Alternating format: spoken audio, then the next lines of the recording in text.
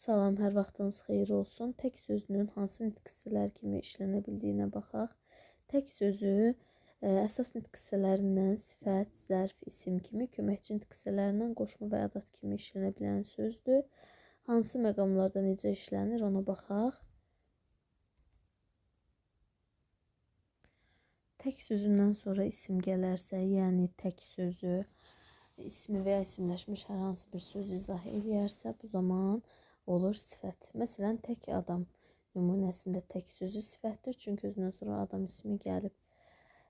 Zərf kimi işlənərsə, tək sözündən sonra feil gəlməlidir, hərəkət bildirən söz gəlməlidir və hərəkəti izah eləməlidir, feili izah eləməlidir. Tək yaşamaq, orada yaşamaq feildir, ona görə tək sözü zərf götürülür. Daha sonra isim kimi çox az bilinir, işlənir. Yerin təki birləşməsində tək sözü isim kimi işlənir. Məsələn, yerin təkində xəzinələr var. Yəni, yerin dərinliyində.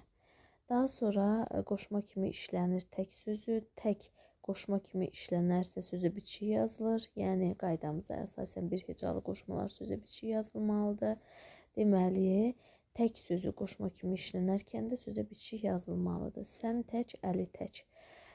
Burada tək gördüyünüz kimi sözlərə biçik yazılır. Yəni, qoşmadır. Daha sonra ədat kimi işlənir tək sözü. Nə zaman ədat kimi işlənir? Yalnız sözünə bərabər olarsa, yalnız mənasına bərabər olarsa. Məsələn, nümunə kimi aşağıda bir cümlə yazmışıq. Tək sənə inanır, yəni yalnız sənə inanır. Burada tək sözünü yalnızla əvəz eləyə bilirik. Yalnız sənə inanır və ona görə də olur ədat.